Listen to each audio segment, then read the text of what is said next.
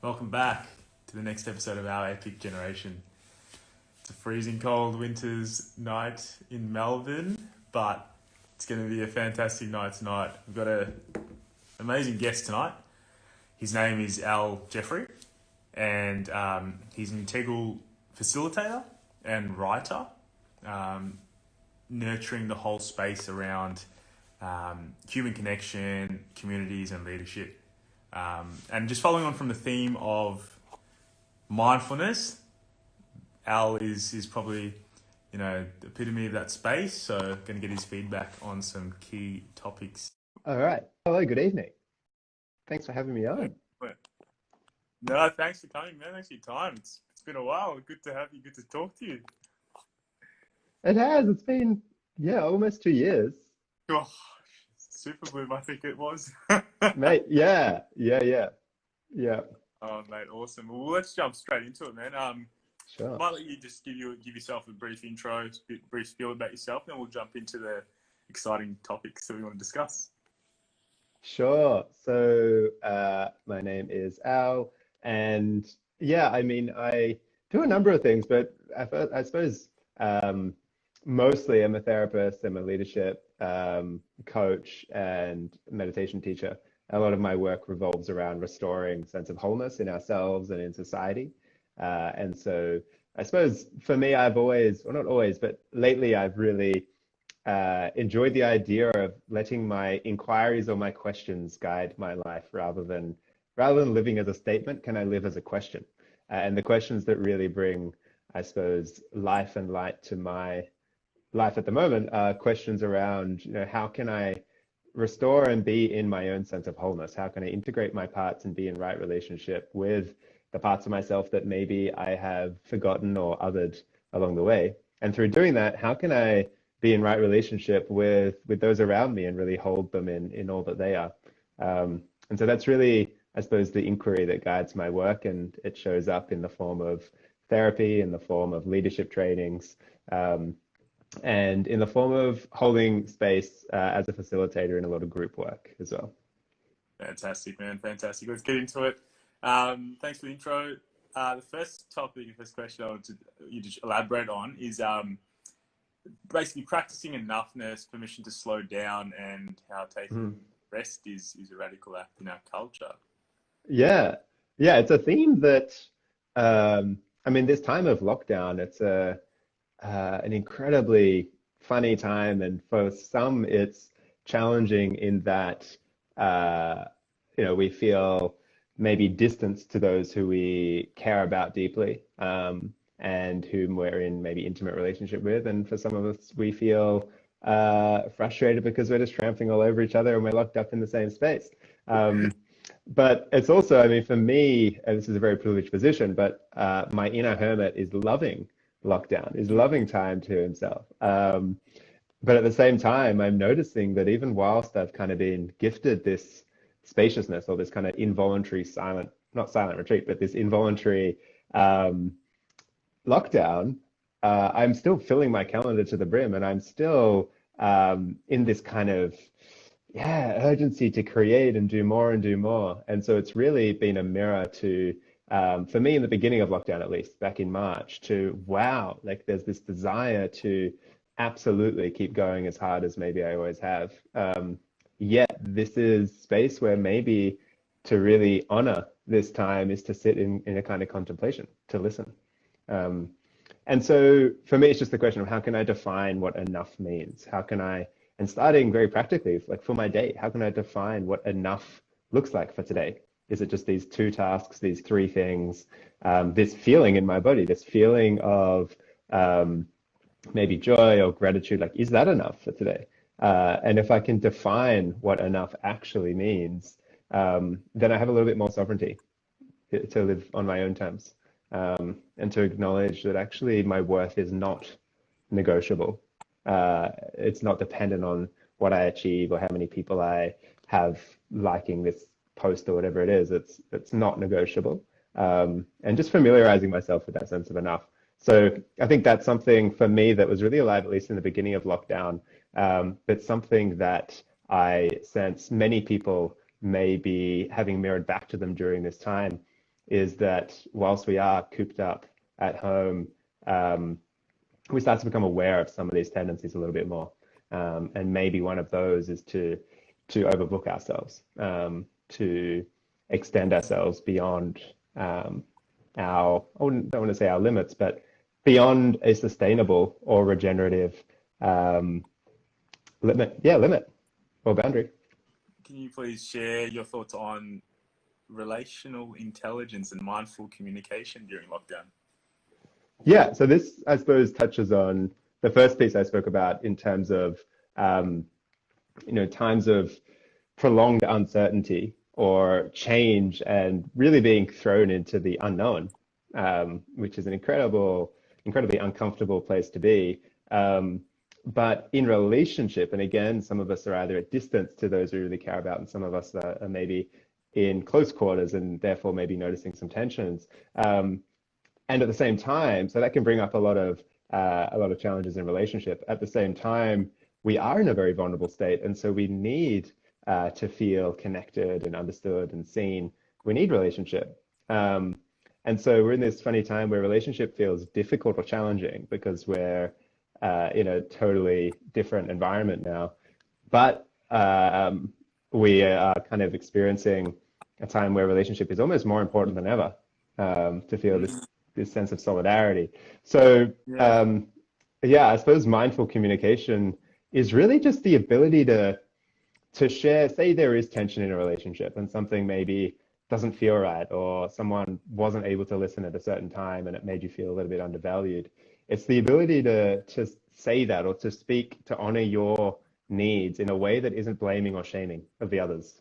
So it's not saying, hey, the other day you did this and you made me feel blah, blah, blah. It's saying, hey, the other day this happened. So it's a very objective way of stating the event. And I felt, so it's not you made me feel it, I felt a little bit undervalued. My need is to feel considered. Would it be okay if? And so it's a way of having conversations that sometimes can be quite uncomfortable, a little bit awkward, and full of blame and shame. But having those conversations in a way that still honors your needs. That, yeah, it felt shit. I felt totally unacknowledged. I would like to, because I value our relationship. So next time, would it be okay if we blah, blah, blah? So it's just a simple, I suppose, tool for really having grace and a little bit of harmony in relationship during this time. It's almost like you're detaching almost from the emotional reaction. Is that somewhat what you're doing? It's more, mindfulness is really about creating that pause or that space between the sacred pause between the stimulus and response, so that it is less of a reaction that's fueled by heated emotion, but it is a response that still honors your emotion. Like, yeah, that didn't feel nice. I'll be honest. I'm not going to suppress that. I'm going to welcome that. And also, I know that making it your fault doesn't actually serve me or you or our relationship. And so I'm going to honor that. And my response, not my reaction, my response is to bring that up in conversation and to ask if it would be okay if we do something a little different. It's really about softening those conversations and welcoming someone in rather than oftentimes pushing someone further away. That's beautifully said, man. I really like that one. Thank you. Last topic, man, that I'd love to get your insight into is self-reflection and connecting to grace and grit in this testing time. So, I suppose, for me in the beginning of lockdown, again, in times of uncertainty and change, we will usually swing to either one side or the other, whether it's the heartbreak and feeling kind of overwhelmed by it all, or swing towards hope maybe, and live in a kind of hopeful future that this is all a beautiful gift. And so we might experience ourselves swing to one side or the other. I definitely noticed myself swing towards hope, and painting this picture of this is a beautiful gift and this is where the change is going to happen. But it means that I don't actually feel, or I don't allow myself to feel the grief potentially, or the vulnerability, the rawness of this time. And so for me, it's been important to notice my natural tendency to swing towards hope all the time, and maybe to, out of attempt, possibly to sidestep grief or heartbreak. But acknowledging that the heartbreak is what humbles us, at what it's crucial in our kind of maturation process. And so reflection for me has been noticing those little moments where maybe I didn't experience the heartbreak, or whether I kind of made up this story about that this is all a beautiful gift, and we're going to be better for it. And yeah, noticing those tendencies.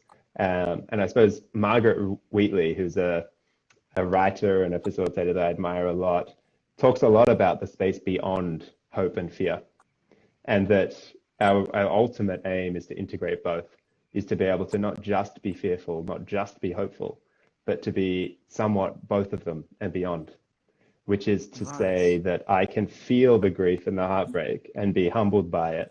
I can also not get lost in it because I'm also connected to a kind of hope. But it makes me more human and more, yeah, resilient and gritty if I can be connected to both at the same time. And so, Yeah. yeah, I suppose the piece around reflection has just been noticing for me when I am lost in one or the other, and can I welcome the opposite as a kind of balancing force. Man, I can actually relate to that, and I could probably do exactly what you just said. So I'm mind blown because, yeah, in a certain respect, we're kind of brushing the vulnerability under the rug, right? Because we're Mm. so, painted a pretty picture of hope, and yeah, it's really interesting even for me personally, just right now, man. Yeah, yeah, yeah, good. And we're all, I mean, we all will be skewed towards one or the other, and in different contexts at different times. Mm, Um, and yeah, it's not saying that either of them are wrong or bad. It's just mm, saying that either of them by themselves are somewhat unbalanced. yeah, Um, and they will lead us astray eventually, because it's a core aspect of the human condition to experience grief, and it's almost necessary. Um, yeah. yeah, It's almost like we permit ourselves to, like a metronome, just bounce back and forth as it naturally goes, right? yeah, yeah, Yeah. um, yeah. And I suppose it's like the self-reflection, the developing of self-awareness, or in psychology, metacognition, like the ability to think about how we're thinking, the ability to be in that kind of observer state, to Mm, notice, I'm shifting to hope. Yeah, vulnerability feels a little bit scary right now. Um, Note that. Might not have to do anything about it now, but just to be able to notice, I'm shifting into kind of maybe a sense of false hope, or wishful thinking. mm, Um, and just that ability to actually recognize gives us a kind of sovereignty, yeah. where we're no longer just at whim uh, to our patterns that have led us up to now. Before we wrap up, though, I will say I'll definitely chuck all your details on the description. But is there anything else you wanted Yeah. to add? There's a quote here by one of my favorite teachers, Parker Palmer, which is about the kind of the piece around enoughness and self-care. Um, and in this time where there's a sense of urgency, like we have to fix something quick and we have to make change fast or yesterday, there is yeah, I mean, that is a ripe equation for a kind of haste, a kind of reactive action rather than a responsive, wise, compassion-based action. And so self-care and enoughness and taking pause is really important to catch ourselves in those tendencies. And Parker Palmer says that self-care is never a selfish act. It is simply good stewardship of the only gift I have, the gift I was put on earth to offer others. Anytime we can listen to our true self and give the care it requires, we do it not only for ourselves, but for the many others whose lives we touch. And so I suppose just, yeah, to close on that note, that by gifting ourselves that space, it's not a selfish act. It's actually possibly one of the ways we can be in most service. To those listening, like, yeah, may you create space and know that you can take pause. Excellent, man. There you have it, Al Jeffrey.